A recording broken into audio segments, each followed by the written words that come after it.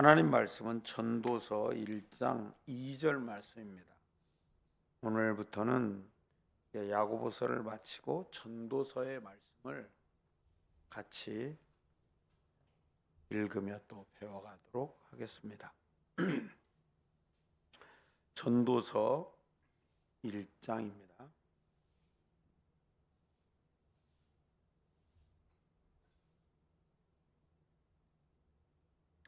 전도서 1장 2절 같이 읽습니다. 전도자가 이르되 헛되고 헛되며 헛되고 헛되니 모든 것이 헛되도다. 우리가 많이 들어봤지만 한 번 더 읽겠습니다. 전도자가 이르되 헛되고 헛되며 헛되고 헛되니 모든 것이 헛되도다. 아멘. 한 구슬 더 읽어보도록 그렇게 하겠습니다.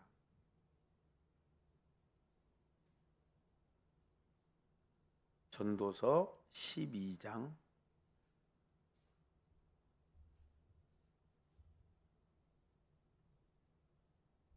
13절입니다. 전도서 12장 13절 이 두 구절은 전도서의 키가 되는 두 절입니다. 13절 읽습니다. 일의 결국을 다 들었으니 하나님을 경유하고 그의 명령들을 지킬지어다. 이것이 모든 사람의 본분이니라. 아멘. 성경에는 시가서라고 이름 붙여진 구분된 성경들이 있습니다. 그것이 바로 욥기, 시편, 잠언, 전도서, 아가 이렇게 5권의 성경을 시가서다 이렇게 말하죠. 다시 말하면 노래격으로 그렇게 지어진 말씀들이다 이렇게 표현하고 있는데 그 중에 이 전도서는 히브리어 제목으로 코헬렛 이렇게 기록되어 있습니다. 이 단어는 회중에게 말하고 가르치는 설교자, 교사 그런 뜻이 있습니다. 그래서 전도서라는 말 자체가 설교자다, 교사라 이런 의미를 가지고 있죠. 그런데 이 히브리어가 헬라어 그리고 영어 제목으로는 에클레시아스테스 이렇게 표현되어 있습니다. 우리말 성경은 코엘렛을 전도자, 그래서 전도서라는 제목으로 쓰고 있죠. 여러분 오늘 우리가 2절의 말씀을 읽었는데 2절은 헛됨에 대한 말이죠.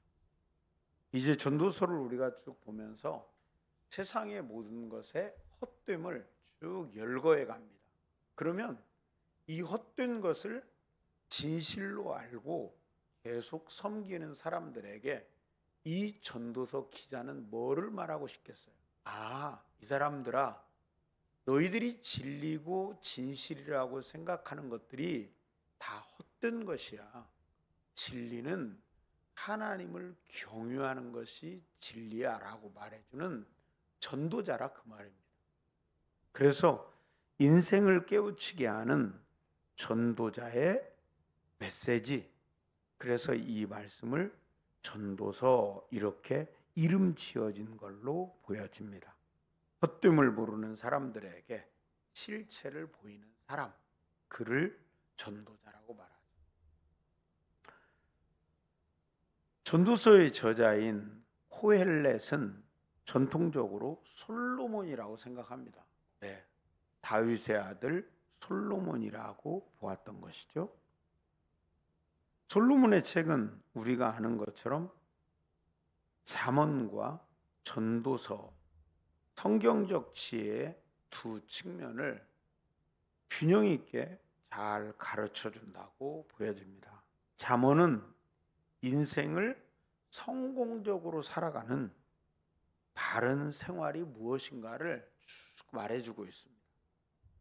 사람들은 다 성공적인 인생을 추구하지 않습니까? 그래서 정말 인생을 성공했던 그 성공의 반열에 최선에 서 있던 솔로몬은 성공적인 인생은 바른 생활이 뒷받침돼야 된다 하는 것을 잠언서를 통해서 쭉 보여줬습니다. 그래서 바르게, 진실하게, 성실하게, 부지런히 이런 표현들이 잠언에는 계속 나옵니다. 그렇게 살아보면 너희들이 생각하는 성공이라는 삶을 얻을 수 있을 것이다 이렇게 말해줍니다. 반면에 전도서는 바르게, 진실하게, 성실하게, 부지런히 산다고 꼭 성공하는 것도 아니더라 이렇게 말합니다. 그러니까 두 말씀이 충돌하듯 보여요. 그러나 전도서도 좀 더 깊이 있게 바라보고 잠언서도 좀 더 깊이 있게 바라보면 그 초점이 지혜와 지식의 왕이며 인생의 주인이신 하나님께로 우리의 시선을 옮겨가도록 도와주고 있는 메시지들을 담고 있습니다. 인생은 헛되고 부조리한 것이라고 말하지만 그 인생의 진정한 답은 하나님을 경외하는 것이더라 하는 것을 말하고 있죠. 그래서 솔로몬의 인생을 우리가 이렇게 한번 잠깐 돌이켜보면 그는 다윗의 아들로 태어났잖아요. 다윗의 아들로 태어나서 초기에는 하나님 앞에 일천희생을 드리면서 하나님이 주신 전무후무한 지혜의 사람으로 왕권을 가지고 살아갑니다. 그래서 그 내부적인 부유함과 번성뿐만 아니라 외교적으로도 모든 나라들과 외교 관계를 가져서 굉장히 견고하고 든든한 기반 위에 서 있는 그러한 나라를 이루어 갔던 것을 우리가 보게 됩니다. 그러면서 이가 정말 끝까지 그 나라를 잘 지켜내는가 보았는데 마지막에 가서 천천의 그 처첩을 데리고 살면서 그도 하나님 안에서 너 멀리 이렇게 멀어져 가는 이러한 인생을 살고 결국에는 그 아들에 대해는 남왕국과 북왕국으로 나라가 분열되어지는 이러한 아픔을 전수하는 이러한 환경에까지 이르고 나니까 그는 어쩌면 이 잠언과 전도서를 통해서 인생이 무엇인가를 명확하게 우리에게 소개해주고 있다고 보여지고 그럴 수 있는 충분한 자격과 자질을 가진 그의 삶이 그것을 다 양면성을 나타낼 수 있는 그러한 모습으로 살아갔던 사람이라 하는 것을 볼 수 있죠. 계속해서 말씀드리는데 하나님은 성경의 40명의 기자를 선택할 때 하나님이 말씀하시고자 하는 상황을 가장 잘 표현할 수 있는 경험치와 삶을 가진 사람들을 하나님이 발탁했다는 걸 우리가 알 수 있어요. 그런 면에서 솔로몬은 잠언과 전도서를 말할 수 있는 가장 적합한 그런 인생이었다는 것을 우리가 살펴볼 수 있는 거죠. 전도서는 구약 성경 중에서 이해가 가장 어려운 책이라고 손꼽힙니다. 여러분, 왜 전도서가 헛됨을 말하는데 이해하기 어려운 책이라는 그러한 별명을 갖게 되었을까요? 그 이야기는 사람들은 세상이 결코 이렇게 헛되다라는 것을 인정하지 않는다 그 말이죠.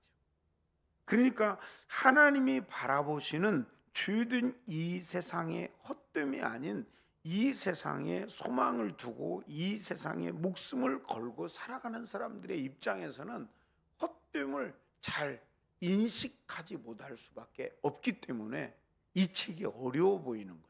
그러나 하나님의 시각을 가지고 이 세상이 잠깐 있다 가는 것이고 안개와 같은 것이라고 생각한다면 이 세상을 풀이하는 것이 어렵지 않겠어요?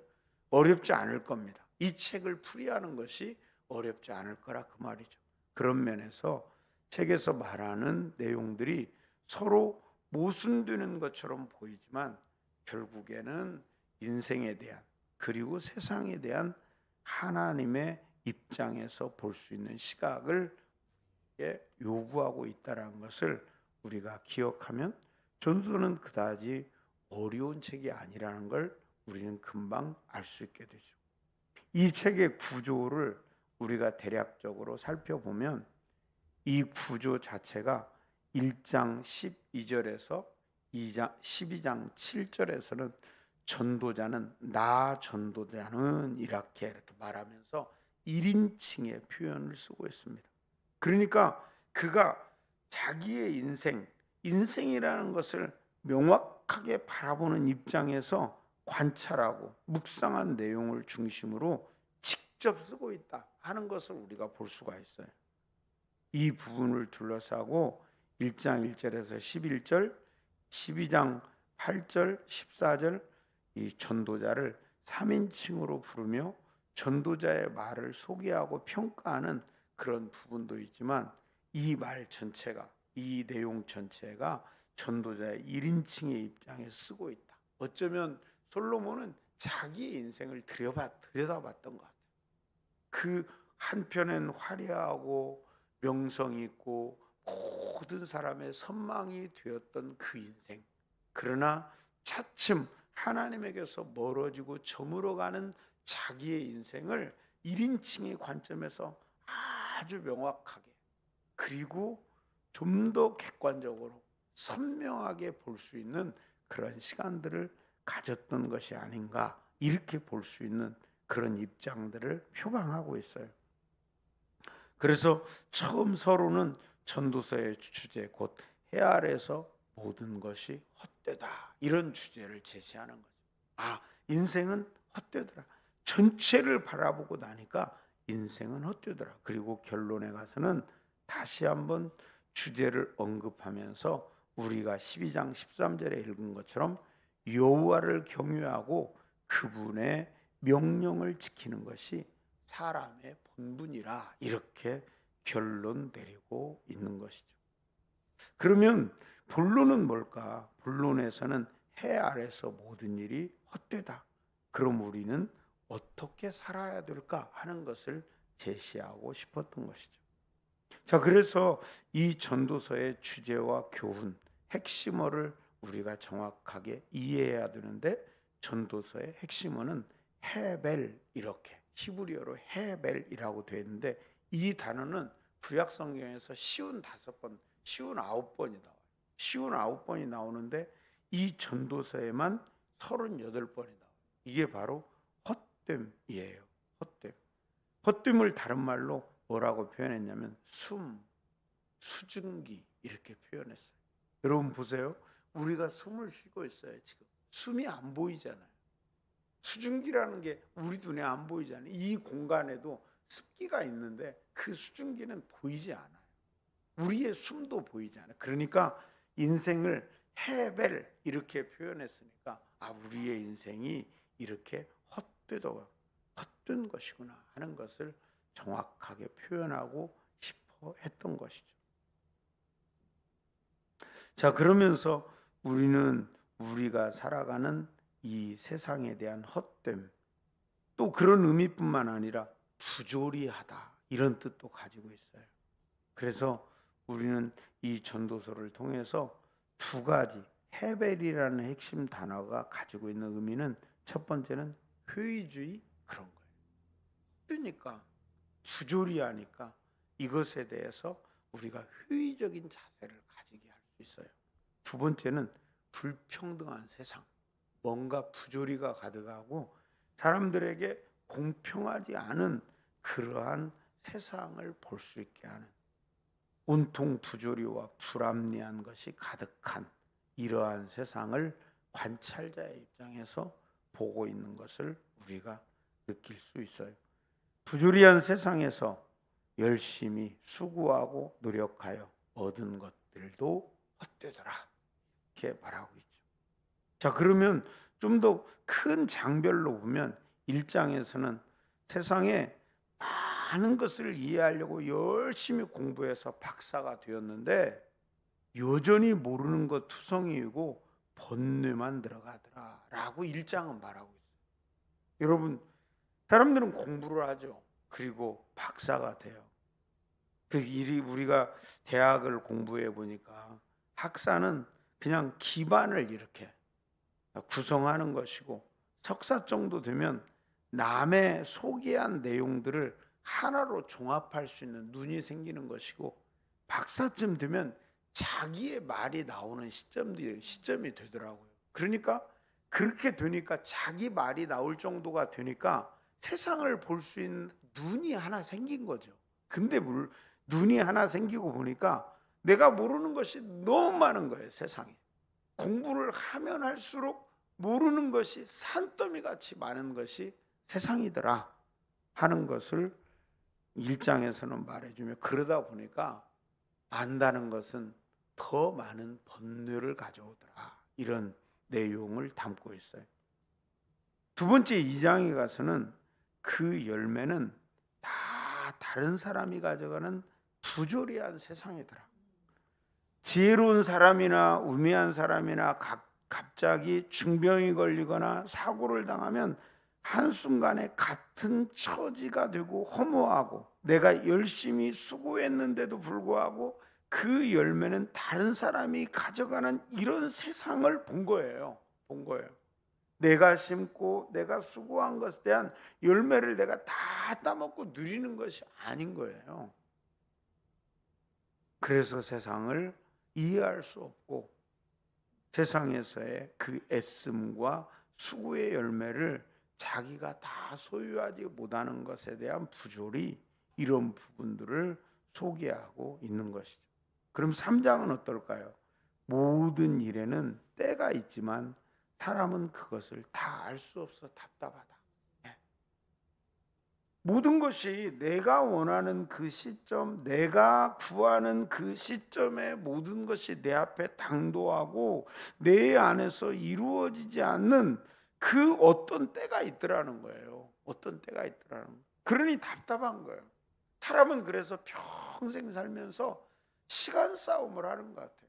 도대체 그때가 언제냐, 그 일이 완성되고 이루어질 때가 언제냐, 끊임없이 이 고민 속에 있고, 그것을 우리는 하나님께 보채며 물어봐요. 하나님, 왜 지금 안 해줍니까? 왜 지금 그것을 안 해줍니까? 이렇게 우리는 말하는데, 인생을 살아보니 그때는 다른 곳에 있더라. 그래서 우리는 답답해하고, 가장 정의롭다고 믿었던 재판하는 곳에도 악과 부조리가 만연하더라. 여러분, 우리가 재판하고 법을 다스리는 사람들이 다 정의로운 것 같지만 자기의 생각이 스며들고, 거기에 인맥이나 혈연관계나 지연이나 아니면 학연이나 이런 것들이 연결고리가 있어서 그것조차도 불이한 것들이 있더라는 거죠. 지금도 우리가 보면 그렇잖아요. 다 그렇죠. 판사, 검사, 변호사가 다 셋이 모여서 재판을 하는데 다 자기들끼리 아는 사람들이고, 충분히 어떤 외부적인 힘으로 인하여서 옳지 못한 판결을 내릴 수 있는 그러한 세상을 우리가 살아가고 있잖아요. 이 솔로몬은 그걸 안 거예요. 솔로몬이 하나님께 지혜를 구할 때 왜 지혜를 구했어요? 하나님, 이렇게 많은 당신의 백성들을 내 손에 붙여주셨는데 그들을 잘 재판할 수 있는 지혜를 달라고 기도한 거거든요. 사실은 다른 지혜가 아니었어요. 여러분, 왕의 가장 중요한 권한과 왕이 잘 왕위에 있는 동안에 해야 되는 두 가지가 있다고 말씀을 드렸죠. 하나는 고대 사회의 왕들은 치수를 잘해야 돼요. 물관리. 왜? 1차 산업 시대를 살아간 사람들이기 때문에 물관리가 최고로 중요한 거였어요. 왜? 이 물관리는 사람이 먹고 사는 문제였으니까. 그리고 두 번째는 정확한 판결을 내려주는 거였어요. 사법적인 입장에서 사람의 옳고 그름을 명확하게 판단해주고 구별해주는 것이 왕으로서 가진 가장 중요한 덕목이었어요. 그러니 이 솔로몬도 아버지 다윗의 뒤를 이어서 왕위를 이어가면서 하나님께 그걸 구했던 거예요. 하나님이 이 많은 사람들 다 하나님의 백성입니다.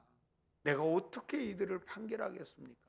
하나님이 지혜를 주셔서 사람들을 바르게 판단하고 판결해 줄 수 있는 지혜를 달라고 할 때 하나님이 그의 기도를 옳게 여기시고 지혜뿐만 아니라 부와 영광도 그에게 허락하셨더라, 이렇게 말하는 거죠.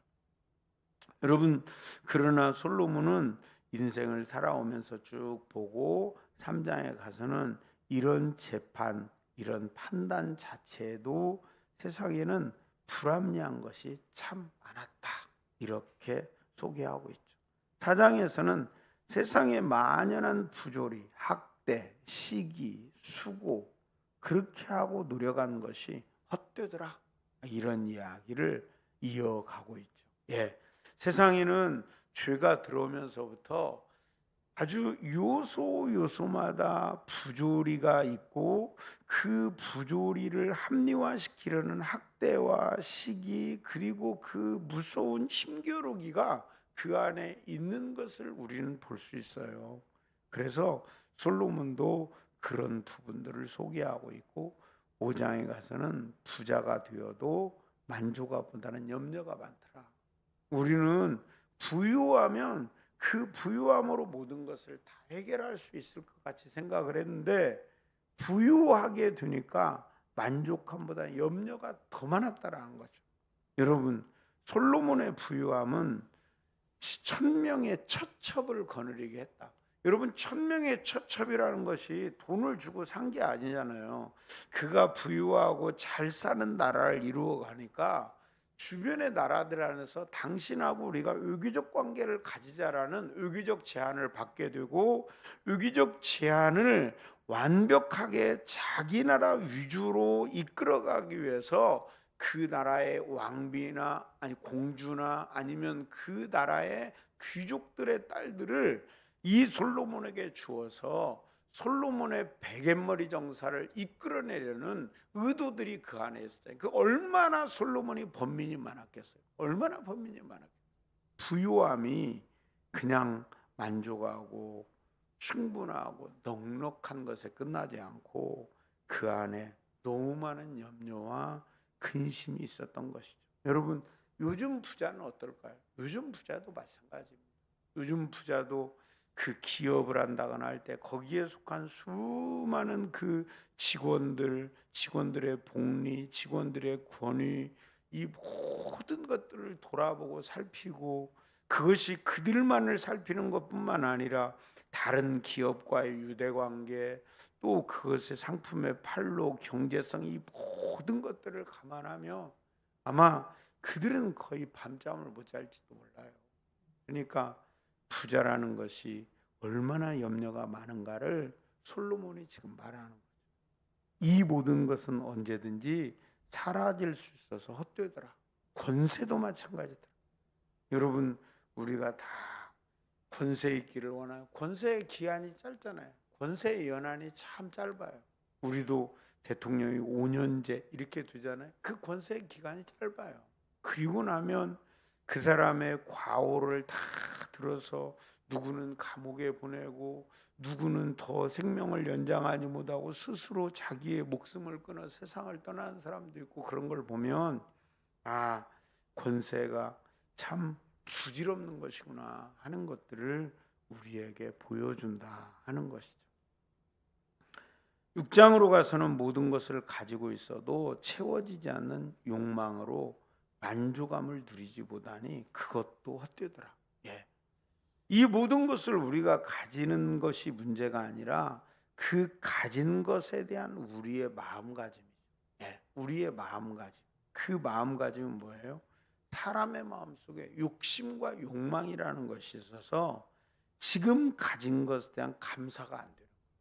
지금 가진 것에 대한 기쁨 대신에 더 이렇게 요구하는 그 마음의 강렬한 그런 태도들, 그걸로 인해서 사람은 더 힘들고 어려운 상황에 빠지더라는 것을 우리에게 말해주고 있죠. 이와 같이 계속 이 전도서는 이런 그 헛된 이유들을 쭉 열거하고 있어요. 그래서 우리는 이 헛됨과 부조리의 극치가 무엇이냐? 그것은 죽음이더라. 이렇게 마지막에 가서 결론을 내리고 있죠. 죽음 앞에서 모든 사람은 똑같지 않습니까? 예. 뭐 빈부귀천, 지위 고하가 무슨 의미가 있어요? 죽음은 다 받아들여야 돼요. 그러니까 죽음 앞에서 누구도 불평등하지 않은 거예요. 다 그 죽음 앞에서 공평하게 그것을 받아들여야 되는, 이러한 이유로 전도자는 해 아래서 행하는 모든 일이 헛되고 부조리하다고 말합니다. 하지만 이것이 전도자가 말하는 전부가 아니라, 전도자는 주의 깊게 세상을 관찰하고 사색하며 이 결론을 내린 것이죠. 우리가 어떻게 살아야지? 우리가 어떻게 사는 지혜를 가져야 되지? 한마디로 받아들이라. 그럼 받아들여라. 이 상황을, 오늘의 이 삶을 받아들여라. 그래서 첫 번째, 우리의 눈에는 헛되고 부조리하게 보이지만 이 모든 일이 하나님의 선하고 지혜로운 뜻을 따라 주권적으로 시행되고 있다는 사실을 받아들여라. 7장 13절에 그렇게. 이 말은 우리의 한계를 인정하라는 그런 의미를 가지고 있어요. 우리의 한계를 인정해. 죄된 세상의 한계, 그 죄 속에서 왜곡되고 뒤틀린 그 삶을 우리는 인정해. 그렇게 말하는, 인정해야 되죠. 우리가 어떻게 하겠어요? 우리의 인생은 길어봐야 100년. 그 인생 속에서 이 세상을 우리가 어떻게 하겠어요? 인정하는 거죠. 두 번째는 결코 해결될 수 없는 고민들로 괴로워하는 대신에 하나님께서 허락하신 삶에 최선을 다하고 하나님이 주신 즐거움을 누리라. 이렇게 3장 12절에서 13절까지 말씀하고 있어요. 그래서 우리는 오늘 나에게 주신 이 삶에 대해서 하나님께 기뻐하는 거예요. 우리가 데살로니가전서 5장 16절, 15절에서부터 17절, 18절까지도 말씀을 보잖아요. 하나님의 뜻이 뭔가? 하나님의 뜻이 뭔가? 그것은 항상 기뻐하고 쉬지 말고 기도하고 범사에 감사하라. 이것이 너희를 향한 하나님의 뜻이니라. 이 상황 속에서 날마다 투덜거리고 있으면 어떻게 하겠어요? 날마다 불평하고 남에게 핑계하고 판단하며 삶을 지옥 같죠.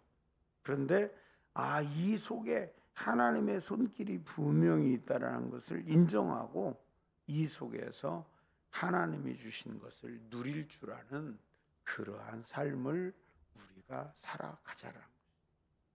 세 번째는 2장 12장 13절에 말한 것처럼 사람의 본분을 받아들여라. 사람의 본분은 그러한 중에서도 창조하시고 이 세상을 다스리는 여호와 하나님을 경외하는 것이고 그 말씀에 순종하여 살아가는 것이더라. 이렇게 우리에게 말해주고 있는 것이죠. 여러분, 오늘 여러분 앞에 있는 삶을 거스리려고 하면 우리는 지쳐서 못 삽니다. 지쳐서 못 살아요. 워낙 이 세상의 세파가 거대하기 때문에 우리가 이 세상을 막 도전하고 그것을 수용 못하고 살아가면 우리는 지쳐서 못 살아요. 오늘 내게 있는 것을 인정하는 거예요. 나의 자금도, 나의 연약함도, 나의 부족함도, 세상의 부조리함도, 세상의 이런 헛됨도 인정하는 거예요. 인정을 하는 거예요. 그러면 인정하면 사실은 우리의 눈이 굉장히 객관화됩니다. 그때 인정할 때 객관화가 돼. 인정하지 못할 때는 내 안에 주관적인 시각이 너무 강렬해서 계속 괴로워하게 된다라. 그러나 인정하면 훨씬 더 객관화된 시각이 우리에게 생기고, 그러면 그 안에 계속해서 쌓이고 운행하시는 하나님의 손길이 보인다. 하나님의 손길이 보이면 그것을 누리는 거죠. 여러분, 우리의 삶은 잘못된 것을 계속 지적해서 바뀌어지고 행복해지는 것이 아니라, 우리에게 있는 좋은 것을 계속 격려하여 세우면 우리를 괴롭힌다고 생각했던 요소가 차츰차츰 우리 앞에서 힘을 못 쓰게 됩니다. 예. 내게 영향력을 행사하지 못하게 돼요. 그런 부분이. 그래서 우리 안에 있는 좋은 것들을 계속 활성화시키는 것이 필요해요. 하나님이 오늘 우리 속에서 일하심을 계속 더 풍성히 확인해 가는 것이 그 모든 삶에 있는 어렵고 힘든 요소들을 더 작게 만드는 방법이라 그 말이에요. 그리고 마지막에 말씀하신 것처럼 하나님을 경외하고 하나님 말씀에 순종해서 살아보는 거죠.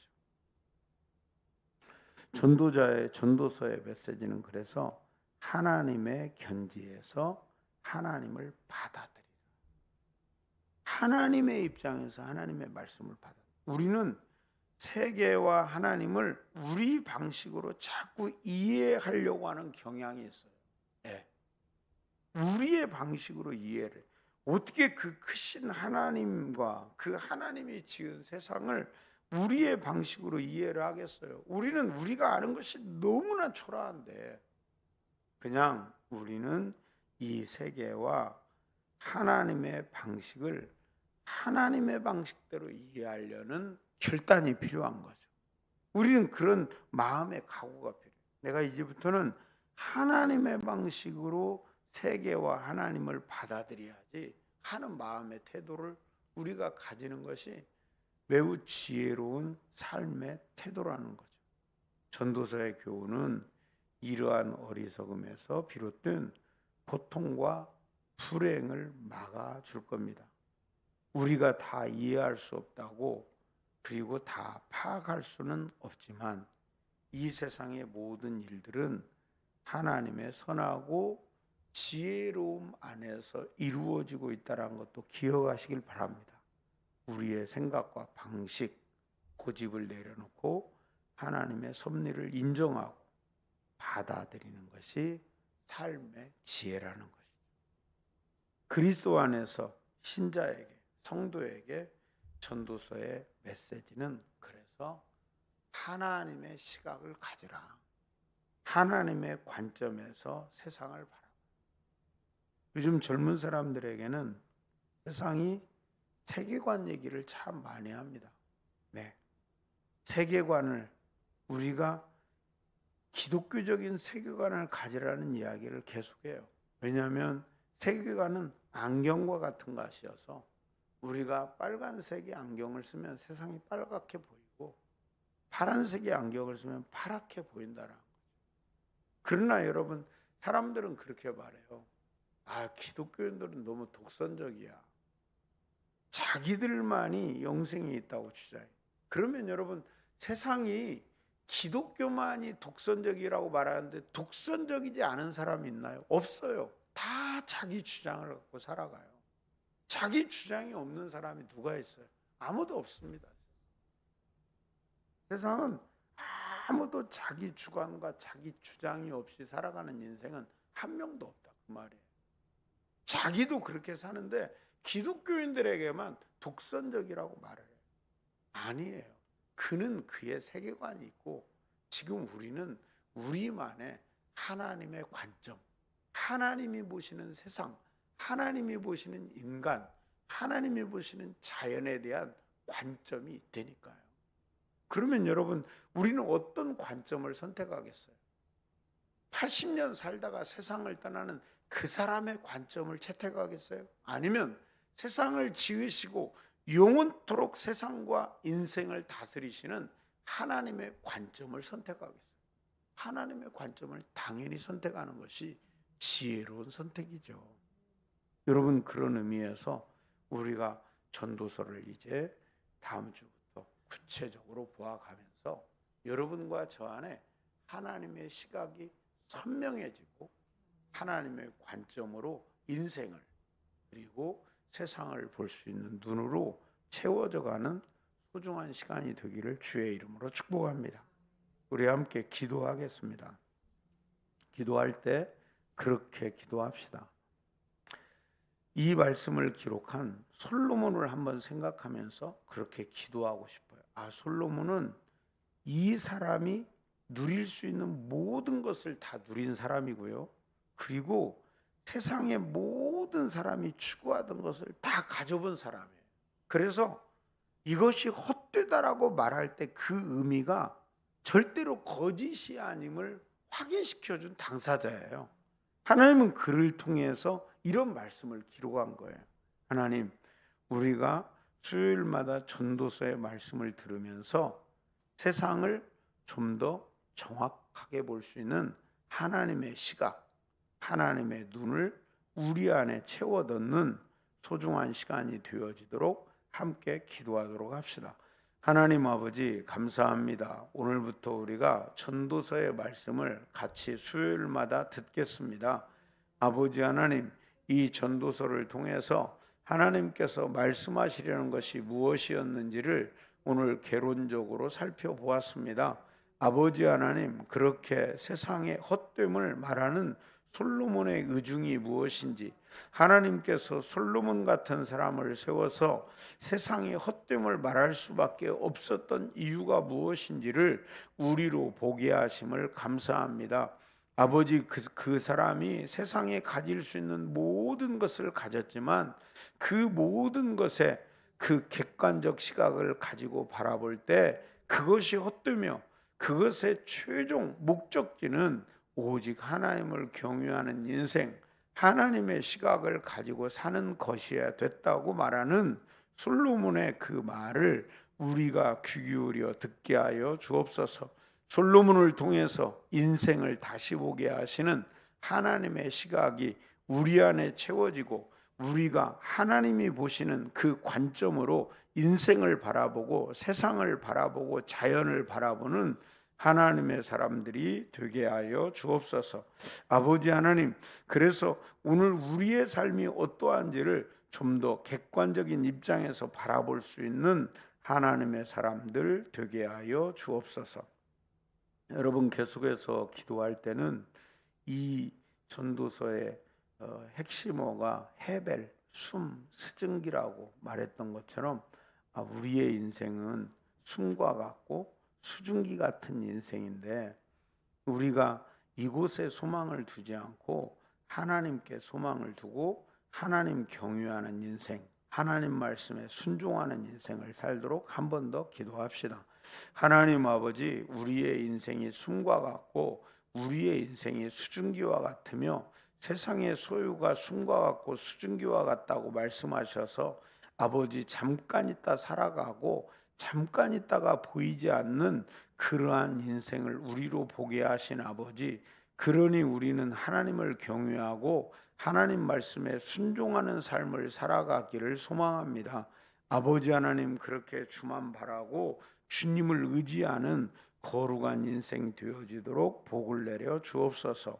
성도들 한 사람 한 사람이 주를 바라보며 주님과 동행하는 거룩한 삶을 살아내고 그 말씀을 순종하여 따라갈 때 하나님의 일하심을 구체적으로 세밀하게 볼 수 있는 믿음의 사람들이 되게 하여 주옵소서. 주님, 그렇게 우리의 길과 생각을 인도하실 전능한 하나님을 찬양합니다.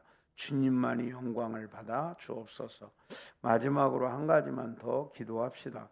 우리가 이 말씀을 통해서 우리에게 주어진 오늘의 환경을 받아들이고 또 그 안에서 하나님을 누릴 줄 아는 사람이 되어지고 마지막에는 하나님께서 우리에게 주신 이 말씀을 따라가면서 그 안에서 하나님의 손길이 더욱더 구체화되어지는 삶을 살아가도록 같이 한 번 더 기도하고 마칩시다. 하나님 아버지, 오늘 우리에게 주어진 이 삶을 믿음으로 받아들이게 하여 주시기를 원합니다. 아버지 하나님, 우리가 계속 세상에 소망을 두고 삶으로 내 앞에 주어진 환경, 내 앞에 나타난 상황들을 불평하고 원망하며 그것 때문에 낙심하는 인생이 아니라 오늘 내가 이 세상에 이 모든 상황들을 받아들일 수 있는 하나님 그런 심령을 우리에게 허락해 주시기 원하고 기도를 드립니다. 그래서 그 안에서 하나님의 일들을 우리가 볼 수 있게 하시고 그 안에 숨겨진 보석 같은 하나님의 손길을 보고 누릴 수 있는 사람이 되게 하여 주옵소서.